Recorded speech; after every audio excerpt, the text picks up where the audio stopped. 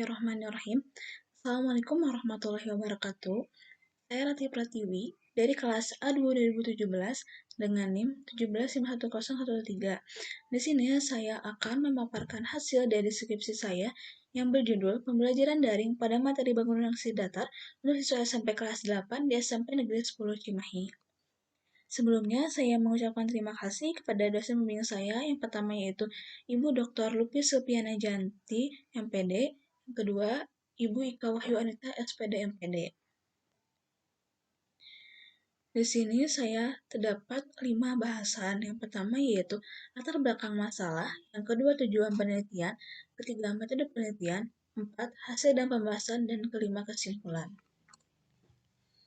Pertama, latar belakang masalah. Di sini terdapat 4 poin. Yang pertama itu pembelajaran daring, yang kedua itu dilihat dari materi yang dianggap sulit oleh siswa sampai kelas 8 adalah materi bangunan numerasi datar, yang ketiga kesulitan siswa pada pembelajaran daring materi bangunan numerasi datar, dan keempat diperlukannya penelitian untuk melihat bagaimana pembelajaran daring pada materi bangunan numerasi datar di SMPN 10 Cimahi.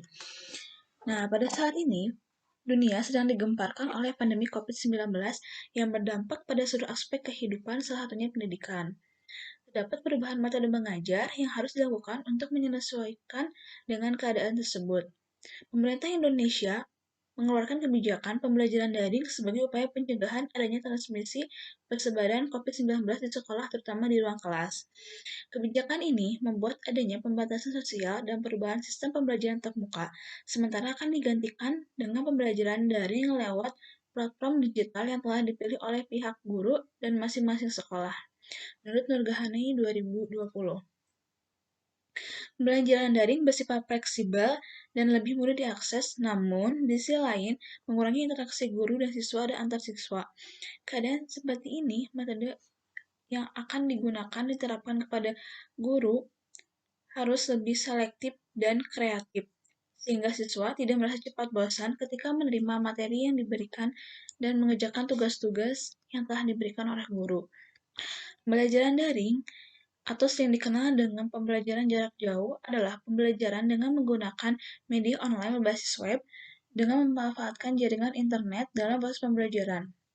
Siswa berinteraksi dengan guru menggunakan beberapa aplikasi seperti Google Classroom, video conference, telepon atau live chat, Zoom maupun WhatsApp group. Menurut Dewi 2020.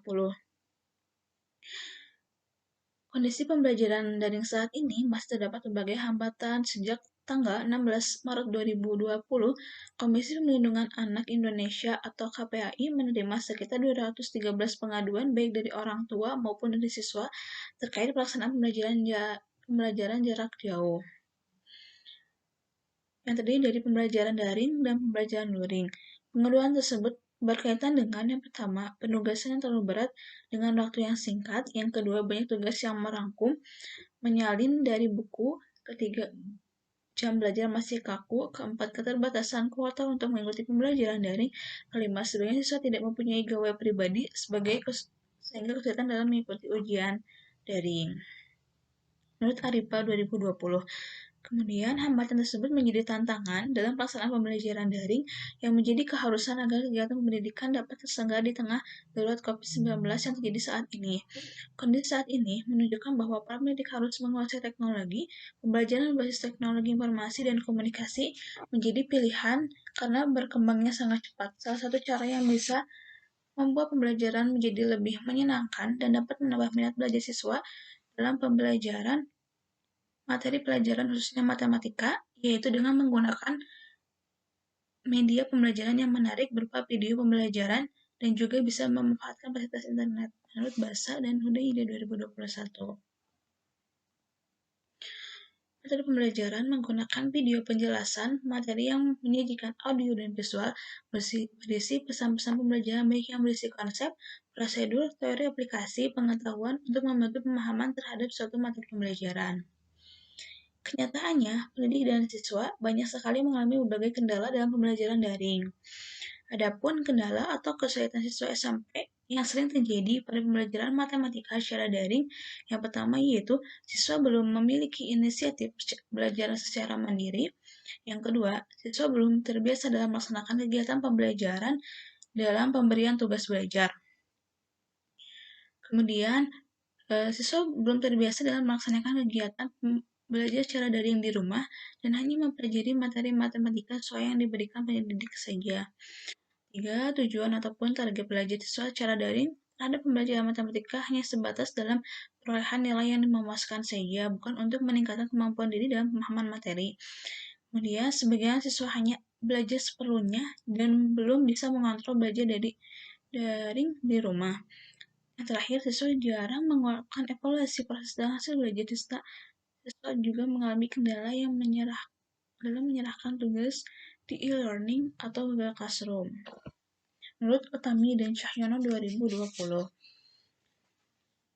salah satu materi yang harus dipelajari dalam pembelajaran matematika yakni geometri. Belajar geometri merupakan unsur yang sangat berguna dalam pembelajaran matematika karena tidak mustahil siswa harus menganalisis dan mengartikan benda-benda di sekitar. Geometri diajarkan dengan tujuan agar siswa bisa memahami sifat dan hubungan antar unsur geometris serta mendorong untuk berpikir secara kritis dan memecahkan permasalahan dalam kehidupan sehari-hari menurut Fauji dan Adi Setiana 2020. Salah satu topik materi geometri kelas 8 di SMP atau MTS adalah bangunan si datar. Menurut Arjasari dalam Destiana 2020, bangun si datar menjadi pendukung beberapa materi lain dalam pembelajaran matematika, serta menjadi siswa lebih aktif dalam proses penalaran melalui penemuan konsep dan rumus. Namun, materi tersebut tidak sulit bagi siswa SMP, sehingga sering menyelesaikan kesalahan dalam perhitungan. Kesalahan tersebut sebab siswa tidak menguasai konsep. Hasil observasi yang ditemukan oleh Nur Samsia 2020 masih banyak siswa yang mendapatkan nilai rendah pada materi bangunan datar sehingga perlu ditingkatkan. Rata-rata nilai siswa pada materi ini dilihat dari tingkat keluntasan siswa untuk materi ini. Siswa yang tidak tuntas belajar mencapai 50% dari jumlah siswa. Berdasarkan informasi dan pengalaman dari guru, siswa sering melakukan kesalahan dalam menyelesaikan soal-soal tentang bangun ruang, salah satunya yaitu adalah kesalahan dalam perhitungan. Dalam penelitian Istiani dan Hidayatullah 2017 menyebutkan, siswa saat mengerjakan soal BRSD mengalami kesalahan dalam mendapatkan informasi yang diketahui dan ditanyakan. Kesalahan yang berkaitan dengan konsep yakni kesalahan penggunaan rumus dan menentukan bentuk BRSD yang diperintah. Selanjutnya, kesalahan perhitungan dan kesalahan menentukan materi prasyarat seperti Pitagoras serta menentukan rumus luas dan tinggi segitiga. Apalagi saat ini pembelajaran dilakukan secara daring, kurangnya pemahaman siswa terhadap materi pelajaran yang diberikan menjadi salah satu hambatannya. Kurangnya pemahaman siswa terhadap materi BRSD mengakibatkan siswa tidak menjawab soal yang benar serta tidak adanya interaksi kelas secara langsung. Kemudian, materi yang diajarkan kepada secara daring seperti melalui Google Classroom atau WhatsApp Group direspon berdasarkan tingkat pemahaman yang berbeda-beda.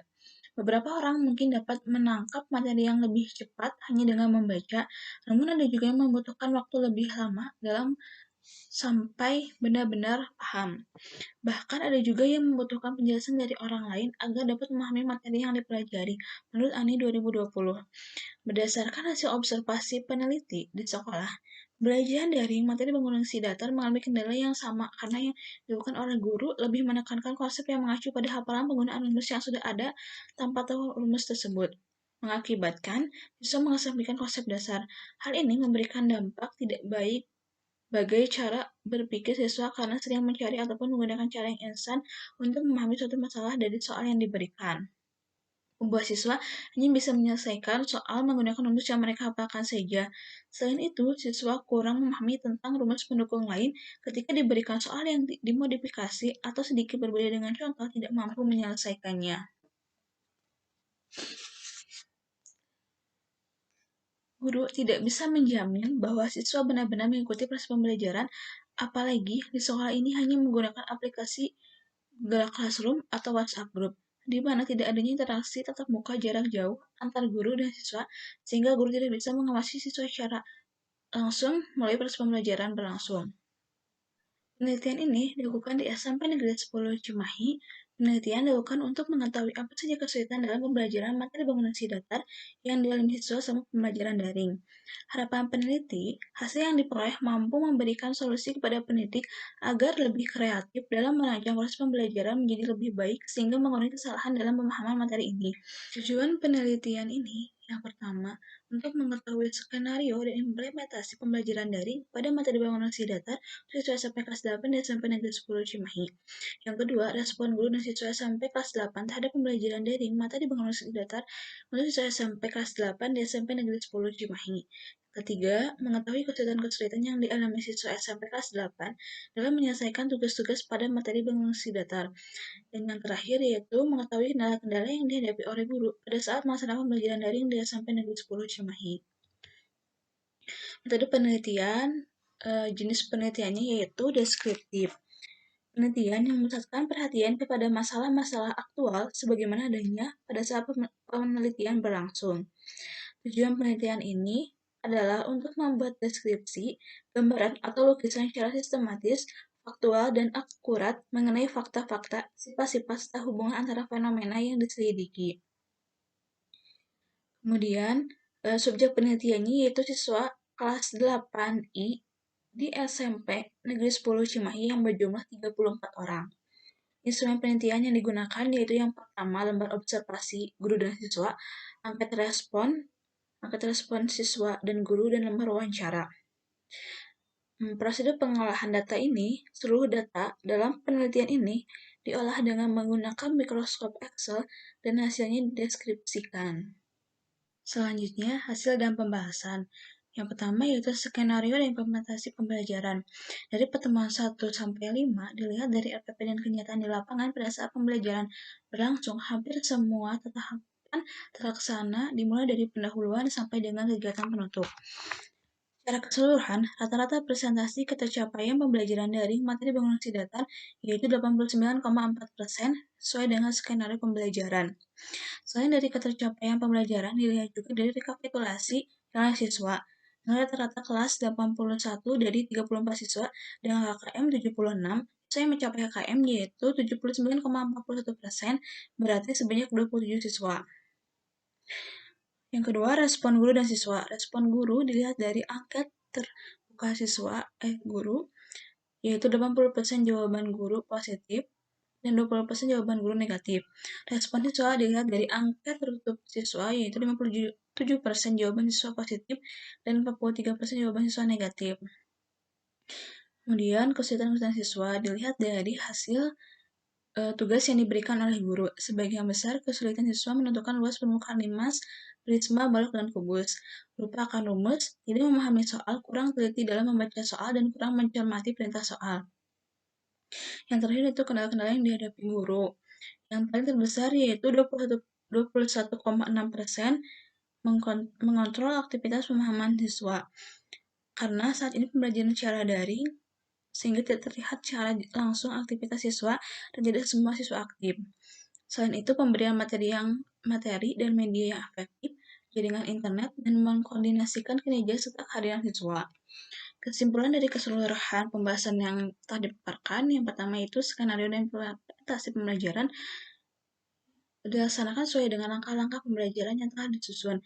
Rata-rata presentasi ketercapaian pembelajaran yaitu 89,4%, terdapat 10,6% kegiatan yang tidak sesuai dengan skenario, tapi pembelajaran dapat dilaksanakan dengan baik.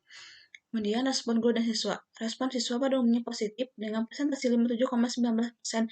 Ini menunjukkan bahwa siswa memiliki respon dengan kategori cukup terhadap pembelajaran daring. Kemudian respon guru pada umumnya positif yaitu 80%. Secara keseluruhan baik, guru memberikan solusi dan memaklumi keadaan yang dialami siswa saat proses pembelajaran mengalami kendala. Kesulitan siswa yang dihadapi yaitu pada umumnya kesulitan dalam menggunakan rumus dan penyelesaian matematika.